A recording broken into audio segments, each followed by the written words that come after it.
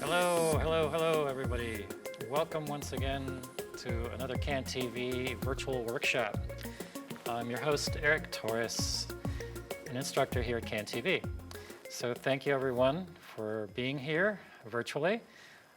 Today's topic is edit workflow. And so I'm going to go into a lot of things that I would like to call intermediate level things. For beginners, it's possible that this could be a little daunting. It's just detailed, that's all. It's just a lot of information. So hopefully this will be of use to all of you watching.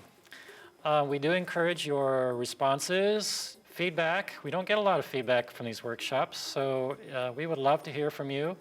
Either right now during the chat, you can leave messages, or you can, tell us later. You can email us later. That will help us improve our workshops and make new ones. So if you have suggestions for new workshops, of course, we are open to hearing that. Now, I am not an expert editor, okay? I've been editing a long time, many years, but I don't consider myself an expert. So I have to qualify this workshop first by saying that, because there is no one way to edit. And the ways that I'm going to discuss tonight, they're my ways. They're the ways that I've developed for my own self. A lot of editing does end up being self-taught. And so these are I'm going to share some of the things that I've learned over the years, and I continue to learn. Even today, I've learned a few new things, just getting ready for this workshop. So I like to do a learning experience that's mutual, Paulo Freire style. So that's what I encourage. If anyone out there knows how to do something better than me, or any of us here, chime in. Go ahead. Share the wealth. Share your information. Okay, so I have to start by taking you on a little walk. Before I get started, I think there's somebody you need to meet, somebody that I think you're going to find really interesting. So come down the hall with me. I'm going to introduce you to somebody, and we'll see what he's up to. All right? Looks like our intrepid editor, Eric Ramirez, at work there. Uh-oh, he's in the middle of an edit, but I'm not sure it's going well. In fact, he's doing a lot of clicking, and he's beginning to sweat. Looks like some of his clips went offline. Uh-oh, that's not good. I think things are beginning to go south for him. It doesn't look like he's very well organized. That's the thing. I mean, he could definitely be better organized. You can see the mess he's got going there. He's got quite an array of things there, and I think he's just probably going to lose it any second now. Oh, there he goes. Yeah. So this is kind of a moralistic tale here of what not to do. You don't want to be like that guy. I'm not saying Eric Ramirez in real life is anything like that. No, he's a good editor. But I'm just, this is just what happens when you're not organized, when you haven't put thought into the way that you want to do your project. That can happen. You can reach a boiling point pretty easily. Things can get overwhelming. The workshop tonight is dealing with more complex type of projects, actually. If it's a simple project, then you're probably not going to come to that point that you saw him coming to. So, if you do have a complex project, though, we do recommend that you get organized. And what does that mean? Well, I want to go back to my first item on the agenda. Why don't we take a look at the agenda here? So overall, we want to talk about what is a workflow, generally and specifically. And generally, that basically means the way that you go about doing your whole process, from beginning to ending. So your process, we recommend that you begin with creating a plan and gathering your assets together. Assets are your clips of video, your audio clips, graphics, photos, music, all those sorts of things. And then that you actually watch them and assess them. Because it's possible that after you recorded the material, a lot of time tends to go by. It could be just weeks or months where you begin to forget what you have, or it all becomes kind of mixed up. So you have to really watch it before you can effectively edit it. And so take the time to familiarize yourself with your own material. You might assume that you already know it really well, but you'll be surprised if you go back and look at it. You'll see and hear certain things that are going to influence your editing decisions. It might be sound. Maybe the sound, you'll notice, if you're paying attention, you'll notice maybe the sound has problems that you're going to have to somehow mitigate in editing or work around. Same with your video. So yeah, you really should watch it. And another reason for watching it is because then you're going to need to transfer it. You're going to need to transfer that raw footage, those raw materials, to a more workable place where it makes sense to use it. You never want to edit directly off of an original medium such as your SD card. So SD cards, as everybody hopefully knows, are these little cards, these little, yeah, you should know this by now, that go into a camera. And you shoot on these, and the camera records it. You shoot on these, camera records it into the format that it is set up for. And so you never want to edit directly to and from these. For one reason, the card is simply not designed for editing. It's not designed for the back and forth data transfer throughput of the computer. It's designed to store, to archive. It's not designed to interact so back and forth in that manner. The other reason is because it's original material. You don't want to damage it. You don't want to risk losing it. That could happen. The computer might do something unsavory. You might lose it.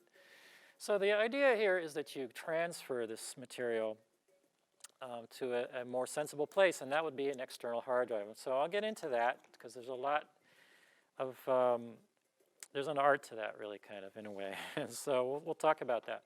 We're also going to talk about once you do transfer it, you want to rename it, you want to label it, you want to baptize it, you want to not leave it as just numbers, just data numbers that the camera gives it, because that's no fun.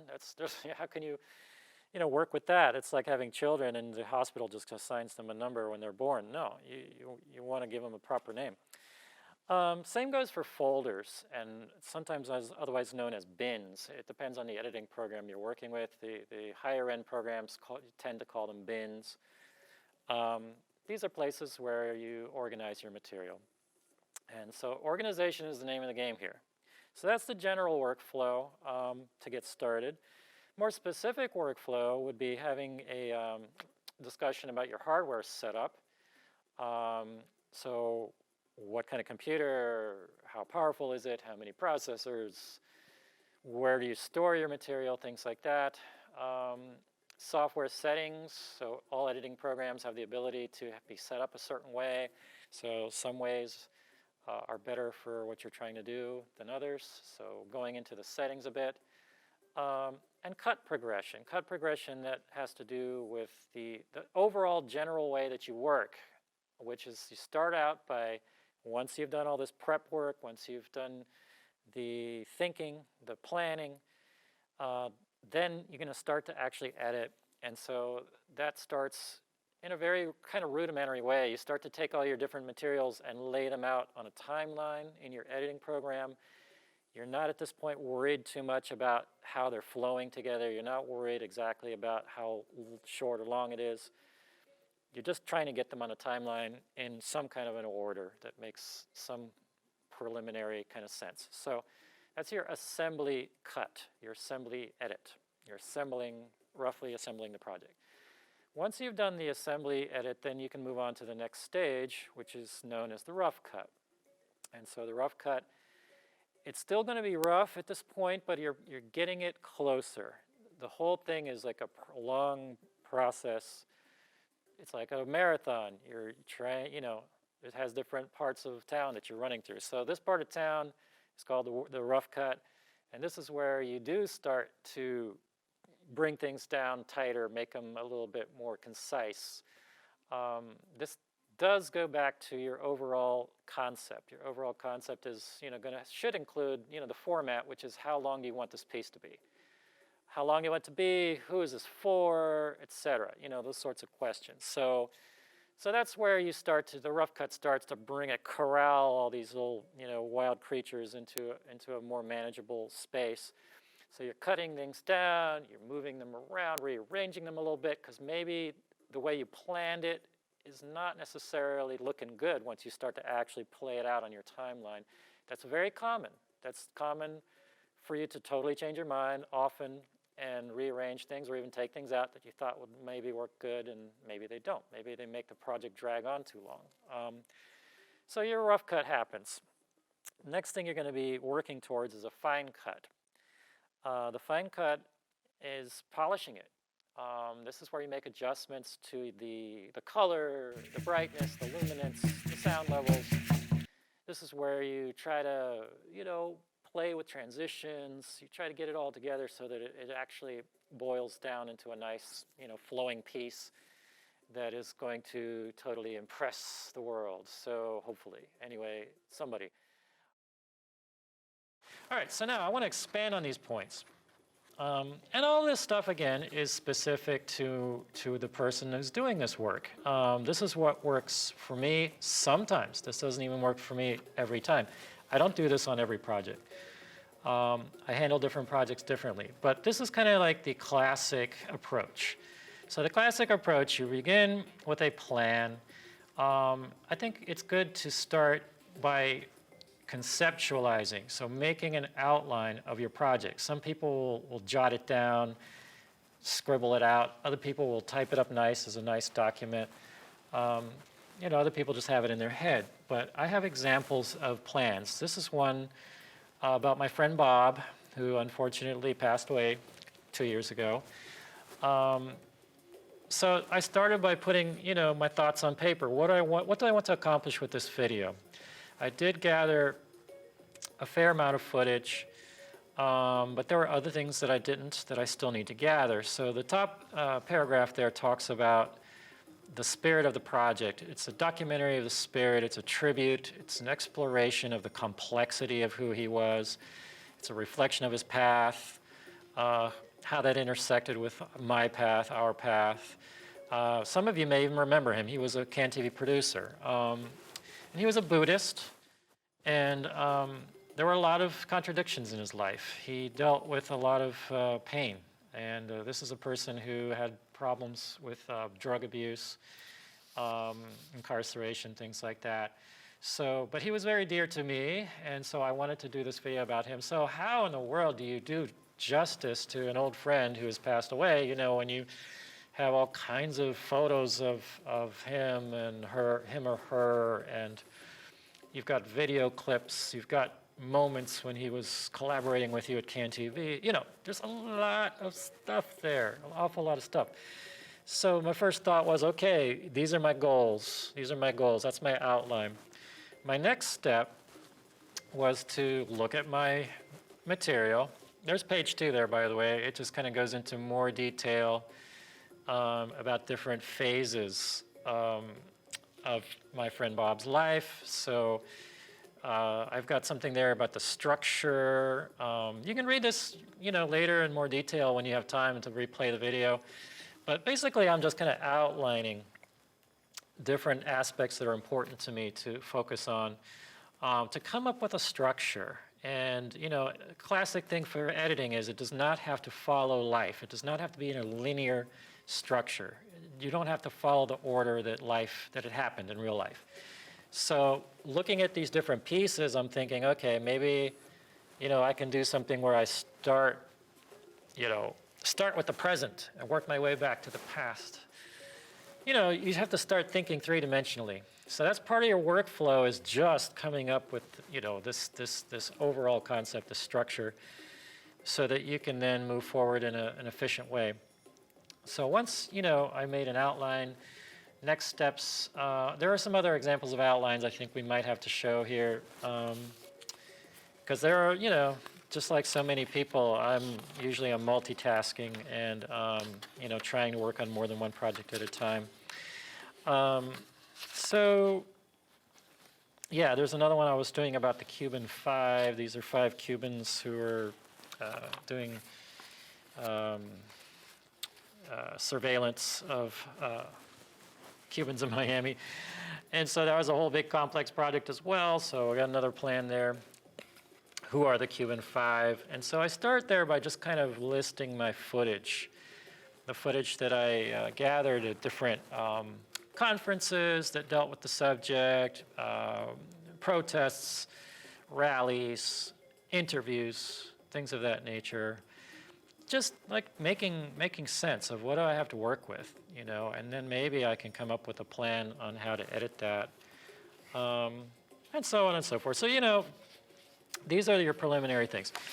Then you can work towards the next step, which is logging your footage. Logging your footage means notating it, putting it down on paper one way or another. And what I recommend is using a log sheet. You can either create one yourself. You can like take a spreadsheet program like Excel, and you can create something like this that you're seeing.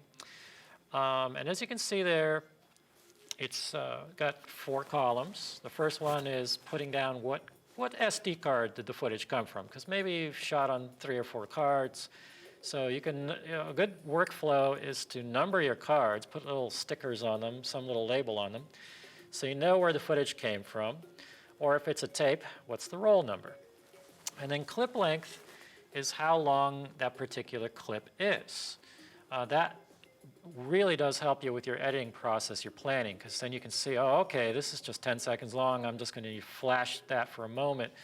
Versus, oh no, that clip goes on for 5 minutes, and there's something probably really important there that I need to look at.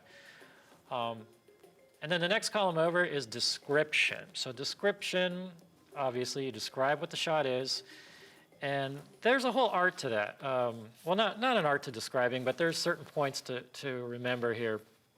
So you want to abbreviate when possible. I'll show you the next slide up. We'll be looking at an actual, here we go, log sheet. And so in the description column, you're seeing things like WS means wide shot. You're looking at CU close up, you know, things like that. So it describes the frame. And then there's, you know, the action that's happening there, POV, point of view. Yeah, you can see that there. And this particular one is the project that I'm going to mostly talk about today. And it talks about this whole past more than 6 months, actually, this past year of our experience during this pandemic time. This is why I'm wearing this. You know, underneath the COVID-19 era. And so I was gathering footage whenever I could. I carry around this little camera here. And so it's convenient because, you know, you never know when you're going to come across something interesting related to this. So I did gather a lot of photos, a lot of video clips of things going on. So the log sheet you saw there was, you know, putting down what those were. And this was after I transferred it, then I logged it. So the transfer happens, like I said, you're going to look at your clips first. You're going to look directly at the little SD card, at what you have to work with from that camera, and decide which of those are important to you, and transfer them over to an external hard drive. So external hard drive is part of the hardware aspect of your workflow. So this is a nice little 1 terabyte drive. It's a G drive. I recommend that. But yeah, a hard drive such as that, or a Seagate. You know, we have all these recommendations that we like to give here at CanTV. I don't want to unplug this, so I'm not going to pull that up too high. But you want an external hard drive that can have that has a spinning disk, a magnetic disk that goes at least 7,200 revolutions per minute. That spinning speed is important because then it can properly read video and stream video. If it spins at lower speeds, the video is going to glitch and freeze and stuff like that. Now, you could also get a solid state drive, and solid state drives don't have that spinning disk, you know, situation. So that's another viable way to go.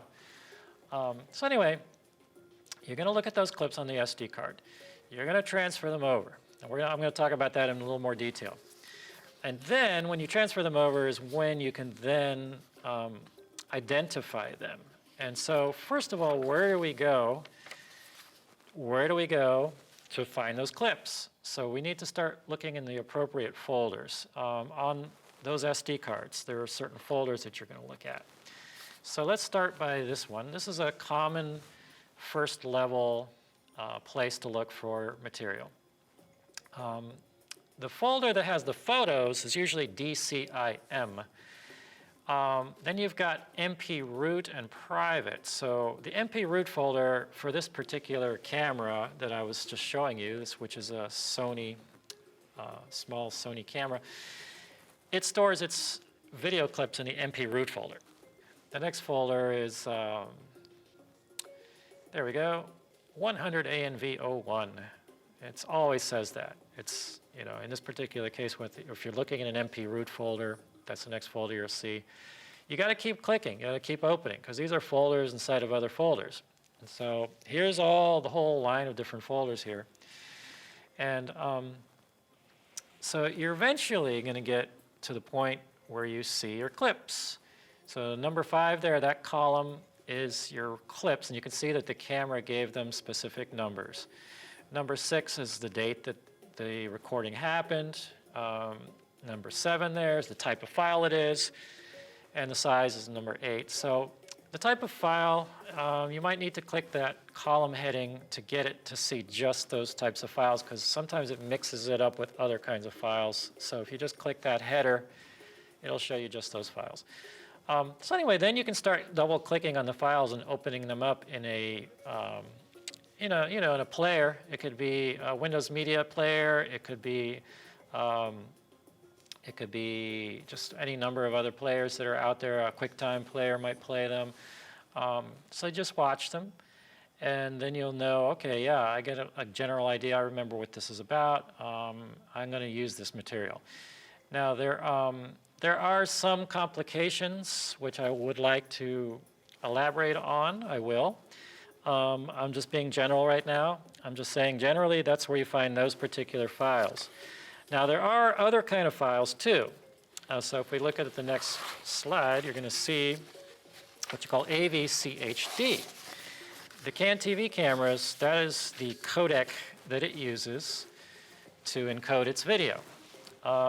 It ends with the letter HD, so that's an easy way to remember it, and it's in a private folder. So you can see in the bar above, in the little white bar above, you can see CAM SD, that shows the SD card. And you see the folder private, and then the folder AVCHD. So as you can see, it's like a folder inside of another folder inside of another folder. It's like a Russian doll, okay? One folder inside of another inside of another. So the next layer down there is BDMV after you open AVCHD. But let me talk about AVCHD for a second. What is a codec? These are good terms to understand. As you edit, it's a process of self-education. So a codec stands for compression decompression algorithm, something of that nature. So it's the way that the camera encodes your video. It basically to compress it into a size that's manageable so that the SD card doesn't totally fill up in just 5 minutes, So it tries to compress data down, and then it decompresses it later. So the codec works in reverse when you're actually using it to edit. So that's what the AVCHD is. It's a codec. It's the type of system the camera uses. So, okay. So let's say, all right, we went in, we saw those files. At that point, you can drag the clips themselves to a location on your external hard drive. Like I said, that's what you're trying to do here, your overall plan. Not editing the SD card, but editing the copies that you're going to make. So you copy over those raw clips to your external hard drive. Then you can rename them to names that make sense. And this takes us to naming conventions and workflows. Now, and this is an example of the camera I was just discussing, the Sony HX80. So the DCIM contents, those are the photos. I would put those into a photo folder that you create on your external drive. But then you're going to go look for the video clips. And the video clips, well, before I go looking at the video clips, I recommend that you delete the contents of the DCIM folder so that, you'll know in a moment why I'm saying that. You don't want to create redundancies when you're transferring your video. What that amounts to is, we recommend that you don't just copy naked raw clips over to a folder on an external drive. You can, and it will probably work, and actually it does work most of the time. There's not a problem. But there are instances where that can cause, for example, sound to go out of sync. It causes metadata loss. You won't have necessarily metadata associated with the clip. What is metadata? Things like the date it was recorded and maybe all the camera settings. There's all kinds of metadata that's in there. So you won't get the metadata, and you might have sound sync issues. So now, 9 times out of 10, these things don't happen. You don't have a sound problem. You don't have a sync problem, and if you do, you can fix it. So, one workflow, this is your choice, is if you want to save time, just go ahead, grab the specific individual clips that you want, transfer them over to a folder on your external drive, and work with those. There you go. You should be fine. But, here and there, we encounter those issues that I was mentioning. So if you want to play it by the book and do it right, then what you have to do is something a little more grand. You have to take not just the individual clips. You got to take the whole folder structure. Private, AV, CHD, BDMV, stream. So basically what you would be doing is right-clicking on just the SD card and copying it and pasting it into a destination on your external drive. And that will take all of those folders along with it when you copy paste the entire SD card. Now this particular type of workflow will preserve all of the metadata, the time code, the audio should remain in sync if you do it that way, but obviously there's a disadvantage to that. You're copying everything, including what you might not want to use. There may be 200 clips on that SD card. Maybe this project only needs you to use 20 or 30 of those 200 clips. So you're going to use up space on your hard drive, copying all that stuff over. It takes time to copy over a lot of video clips. Also depends on your computer. Maybe your computer is not all that fast. There's a lot of factors to consider here. So when you're, back to the overall general workflow here, is hardware setup. Like I said, you have to have a powerful computer.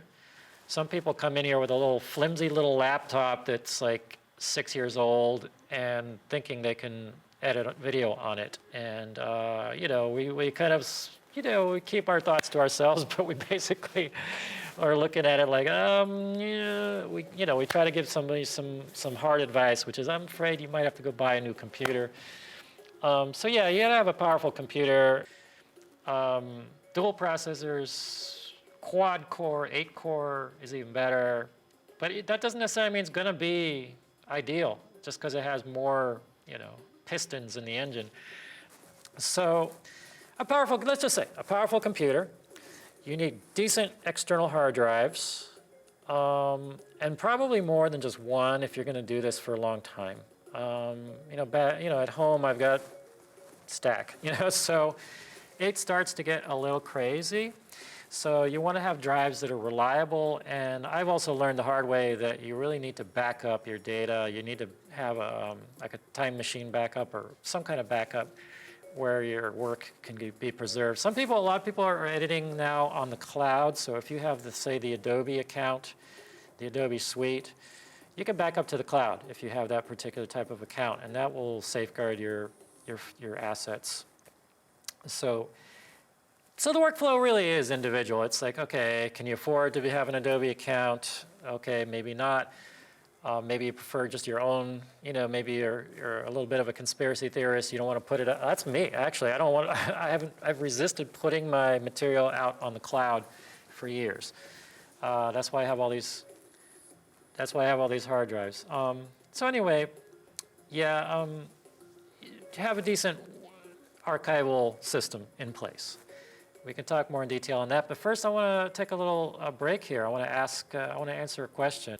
Okay, the question is when to replace an aging SD card or hard drive? When should you start to phase it out?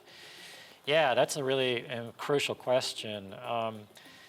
Well, from my understanding, SD cards can be reused many, many times. If you look at the literature from the company, they'll say how the exact, well, not exact number, but they'll give you a number.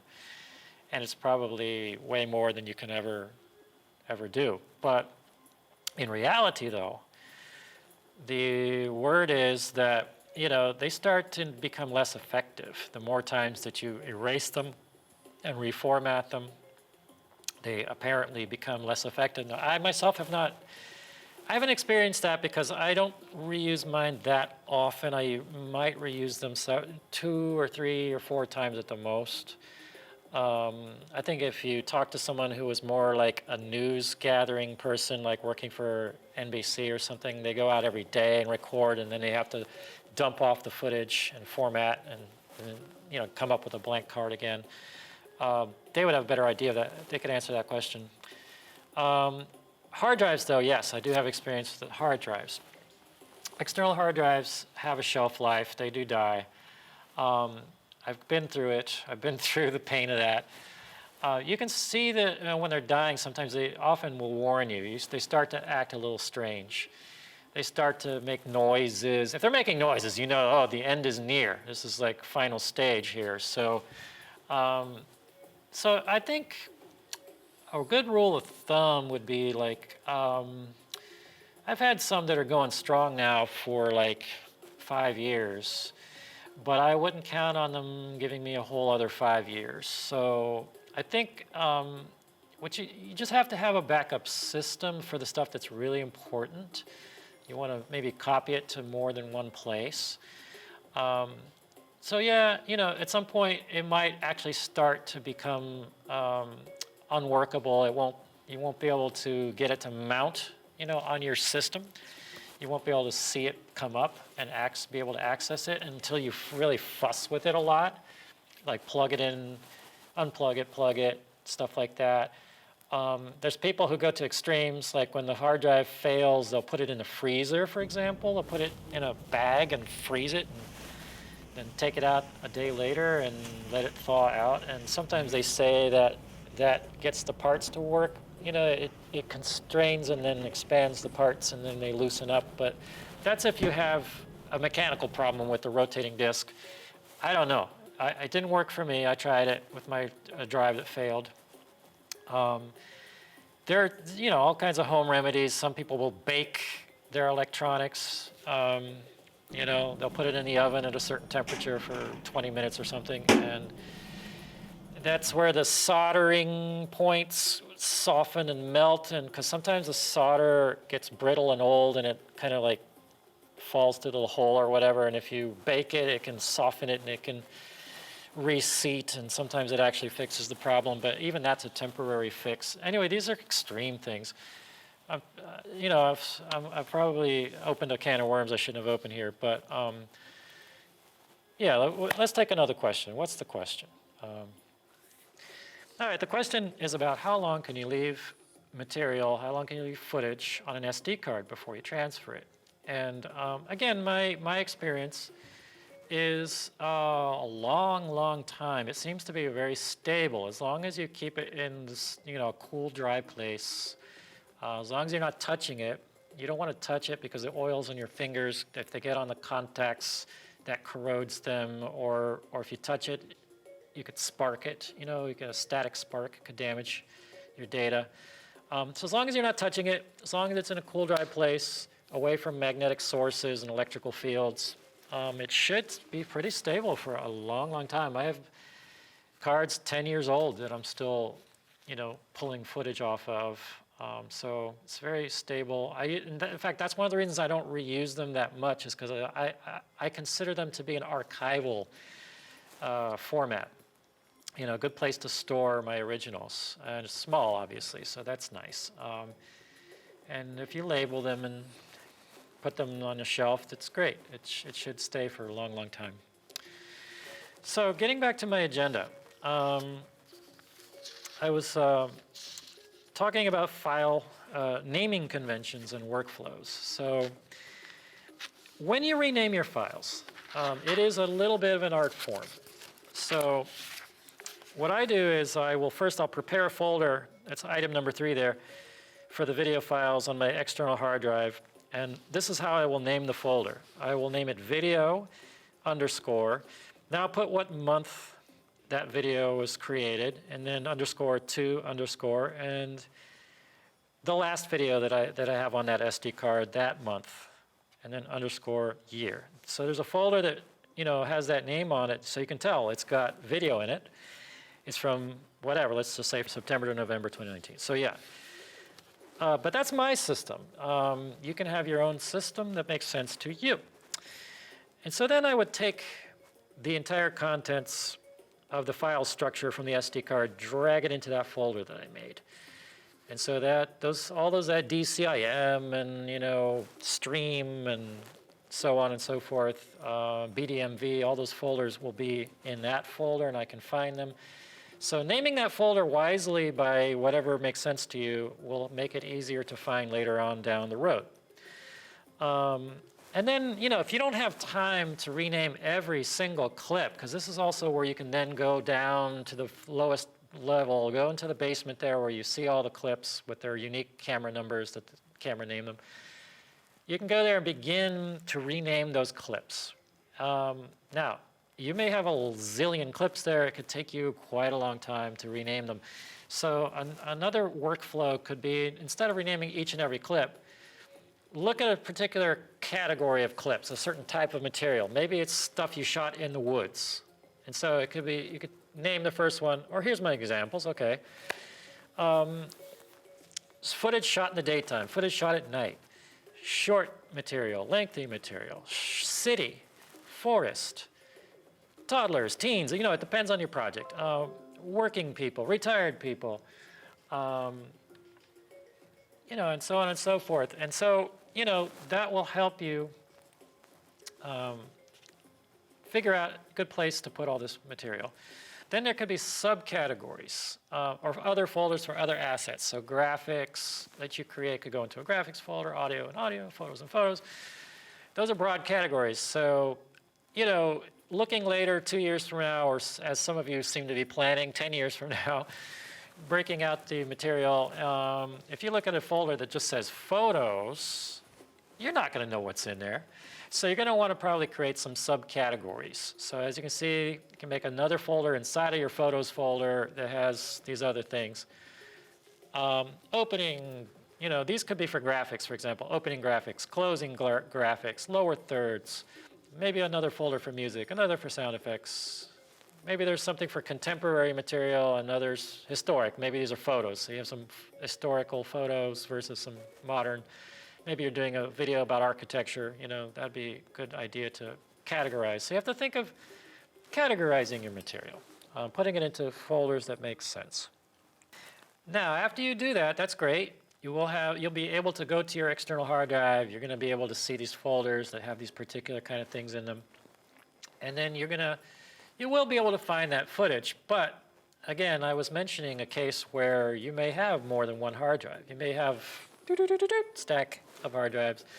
That's when it gets, a little unmanageable. So what I have done, I've created a system for myself, which I recommend, which is a sheet that has sort of a list of what each hard drive has. And at home, I have my hard drives labeled.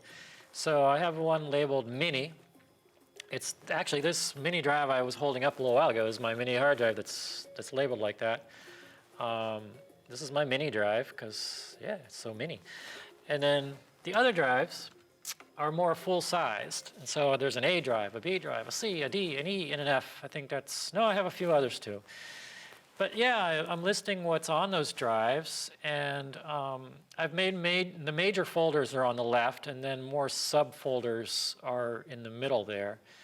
So you might want to just take a moment to examine that. And you can see how that's broken down, and also what kind of files they might be, the types of projects they are. You know, it makes sense to me. I'm not expecting it to make sense to you, but every word on this page makes sense to me.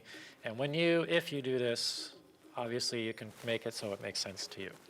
So I call that my hard drive archive, and that's just a file on my computer. It's just on my desktop, and it's just an icon sitting there anytime I need to remind myself, oh, where is that footage of my friend Bob? You know, for example, I double-click that little icon, boom, the spreadsheet opens up, and I do a search. I do a Control F to find it, and I type in Bob, and boom, boom, boom, boom, here it is. Oh, it's on hard drive C, and it's in this folder. And now this is upfront work. This is work. This takes time. This takes time to notate these things. So these are like developing good habits where instead of waiting years to put down what you have, after you transfer it into a folder on an external drive, that's when you can take another minute or two to open up your spreadsheet and write it down. Just type in, okay, it's on drive C, and this is the folder I put it in. Boom. And you feel good about it, too. You feel like, okay, it has an address. It's just, I didn't just, send it into, oblivion.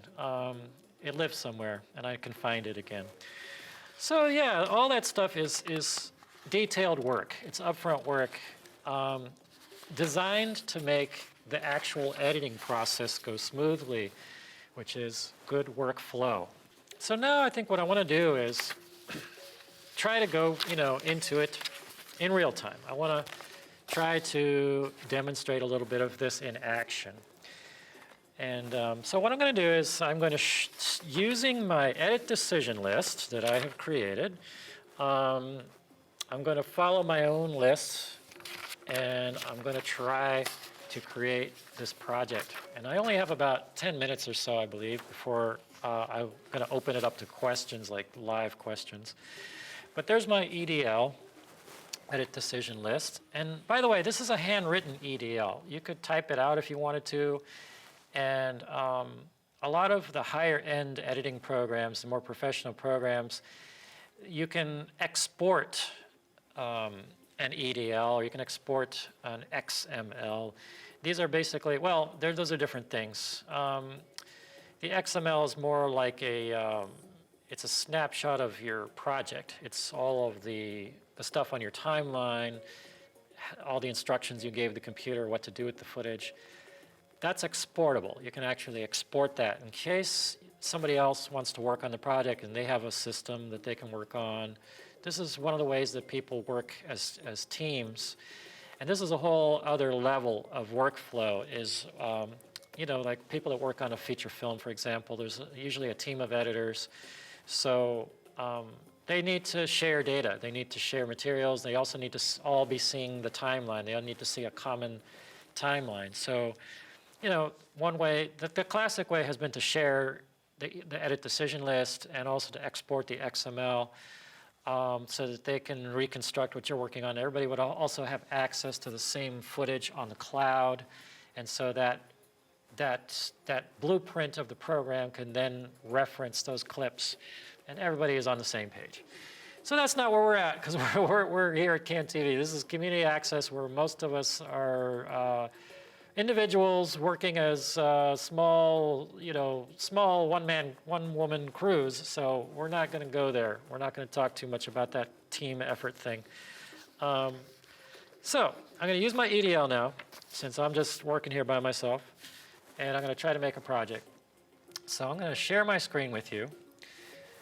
And let's see, I've opened up Elements. There it is.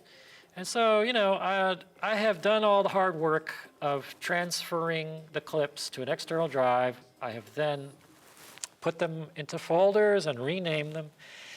And so I need to bring them in. So I'm going to go to Add Media. And since they are already files existing on my external drive, I will click on Files and Folders. And so now I need to find them, and I know where I put them because I've been working on this for a while. And so on my external drive here, I created an Edit Workflow folder for this workshop. And I created another folder called COVID times clips and COVID times photos. Those are my two main folders for this project. So I'm going to open up the clips folder. And there's that folder I mentioned before, MP root. So I'm going to open that up. Going to open up the 100 ANV, and there we go. There's my clips populating.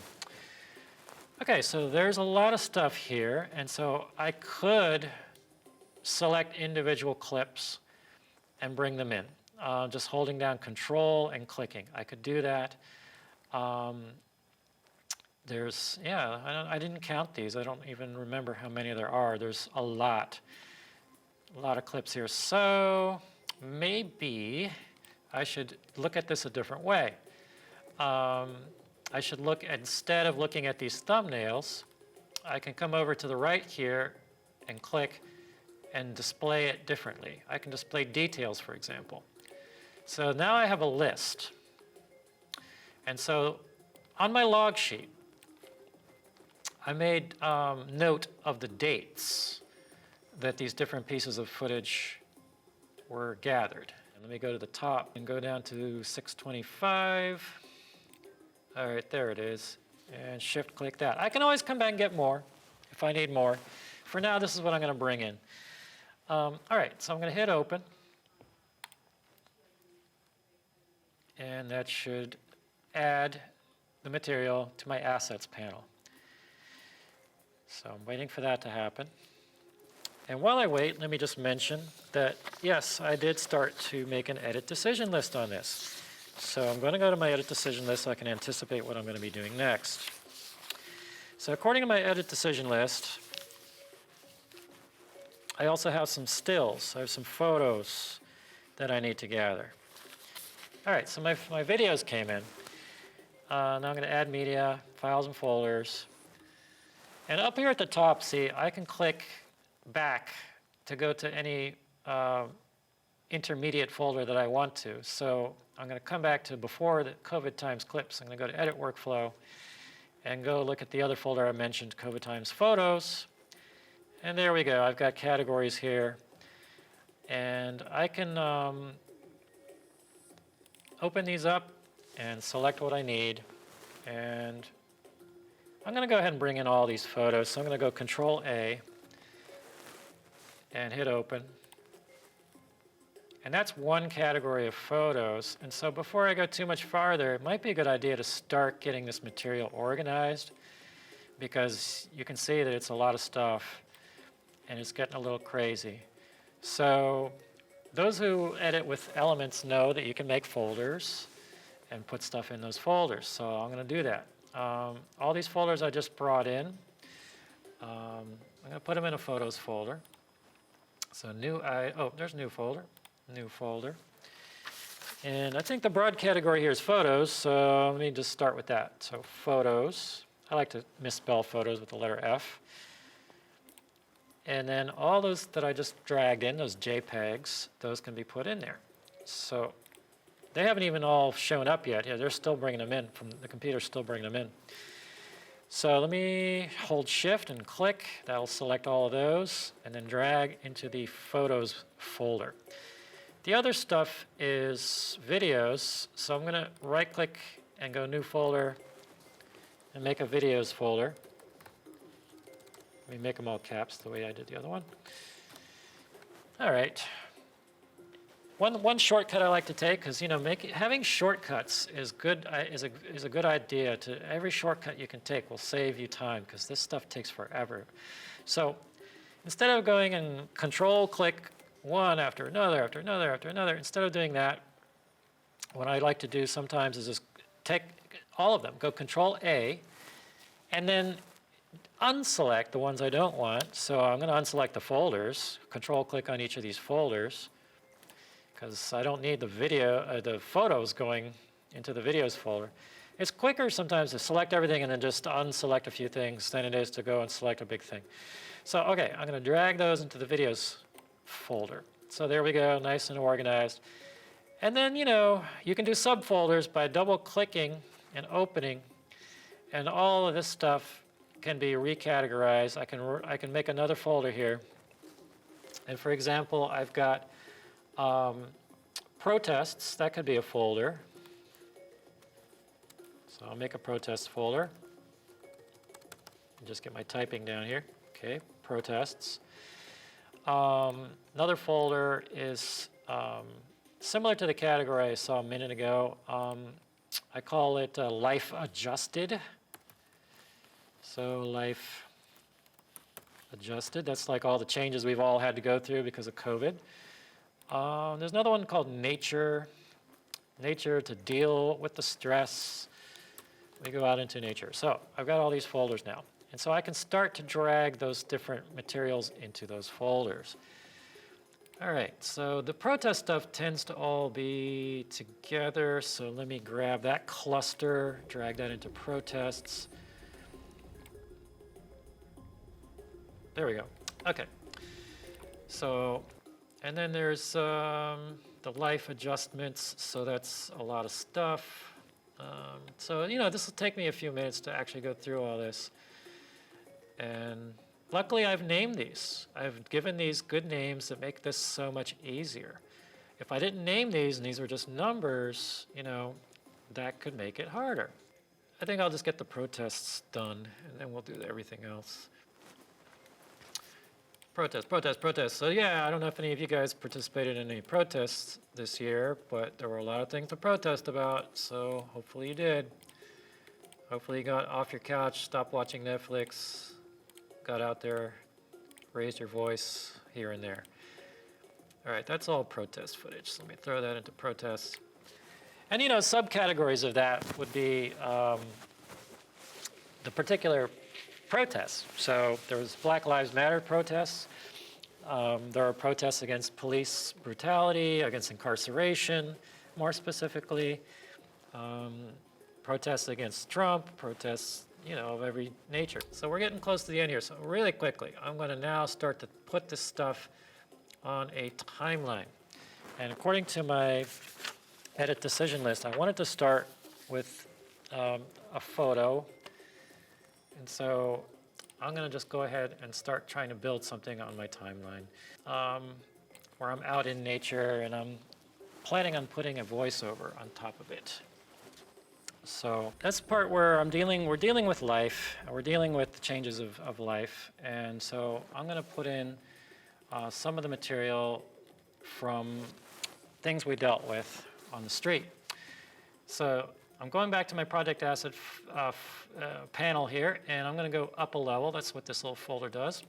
I'm going to go over to my life adjusted folder. And according to my decision list, I've got these moments when we were dealing with the National Guard. And some of you guys remember how the National Guard came in and were cordoning off the downtown area and all that. So I'm going to take these, and I might as well just drag them straight down to the timeline. Plunk them down on the timeline. And so I'm not even going to look at those right now. I'm just following my edit plan. I'm just going to plunk them down on the timeline and move on to the next thing. The next thing on my list is a wide shot of waiting in line in front of Mariano's. And there it is. So let's throw that on the timeline. And then after that, we've got some still images. And so I've got to find my stills folder. Now, these are all video, so let me go to photos. There we go. That's probably where those photos were that I was looking for a minute ago. I'm going to go to some of the murals. So I'm going to start clicking on some of these murals. And right now, again, I'm not going to worry too terribly much about the order of these. And I'm going to throw those down on the timeline. And so since there's no audio there, part of my plan has to take that into account. And I was planning on putting a voiceover under this. So briefly, let's take a look at what we got here so far. We've got National Guard blocking an intersection. And it's rough footage, as you can see, so it needs some editing. I need to cut some stuff out. Let me look at it a little bit bigger. So yes, they were blocking the intersection and so on and so forth. So let me jump ahead, and here's a part where I, not complain, but you know, I talk about it. We were trying to go to Mariano's to do some shopping, and we couldn't even get there. We tried 3 different ways to get there, couldn't get there. So that was our personal little discomfort, and there's the line at Mariano's when we finally made it there. And then we talk about Pilsen and the different murals in Pilsen, the Black Lives Matters, you know, stand that people took. A lot of good stuff. There's a lot more material there, and so I'm planning on putting a voiceover down below, and maybe even some music. So maybe you're beginning to get the idea here. And so we're wrapping this up at this point. If there's any more questions, I can try to answer them real quick. But in the meantime, you know, please try to check back with us, because we're going to try to make this a little more elaborate, and we'll make it available online as a video that you can watch again. Okay, here's a question coming in. Someone's asking about how long does it take you to do a workflow for a 5-minute video from start to finish.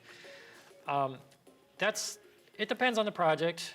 It might not be the answer the caller wants to hear, but it really depends on the project. How many assets are there in that project? How many video clips? How many photos, etc.? How good is it, you know, recorded? Because if the image looks fine and the sound is good, that's a lot less work you have to do in editing. Your workflow, your planning stage would have to take that into account. You know, you have to, again, assess your material, look at it, watch it, take notes on it, make a log sheet. And if you notice, oh, I've got this recurring audio problem, I'm going to have to fix this in all my clips. Well, then you're going to have to put in filters and things. And part of your workflow would then, a good workflow would then be to not just work one clip at a time, but more like fix one clip, put a filter on it, and then copy that filter to each of the other clips that need that filter applied to them. And that's also for color correction, things like that. You know, you can make that happen. So yeah, I mean, if you get, the thing is, it takes time to get to the point where all of these things become more second nature. These are habits. These are habits you need to form. So it's not, you know, we're not robots. So it depends on each of us on how much energy we put into this, how long-term do we do it, how dedicated are we to it, how frequent can we sit down and work on this project. We all kind of suffer from that. I mean, the reason my projects take so long, mine take a long time, by the way, is because 2 things. I'm a perfectionist, and I didn't have all these good habits, and I'm having to relearn I have to get rid of some of my bad habits. I got some bad advice years ago that has now caused me trouble, and I've been having to spend a long time, like I mentioned, making the lists of what I have and things like that. So really, there's no easy answer to this question. Let's just say it has so many different factors to it that it depends on you, the person. But if you really bear down on it and focus, and you have nothing else to do, if you're at home for months on end, yeah, and maybe a 5-minute video could be done. Let's just say an average 5-minute video. Maybe you've got a couple of dozen clips. I don't know, 20 or 30 clips maybe. So, you know, you can bang that out in a week or 2 maybe, but in general, it's going to take you a lot longer. So everybody, we're running out of time. We're coming to the end of our workshop. I'm sorry I couldn't get deeper into my rough cut and couldn't show you a fine cut or anything like that. I'm going to keep working on this project. So thanks, everybody.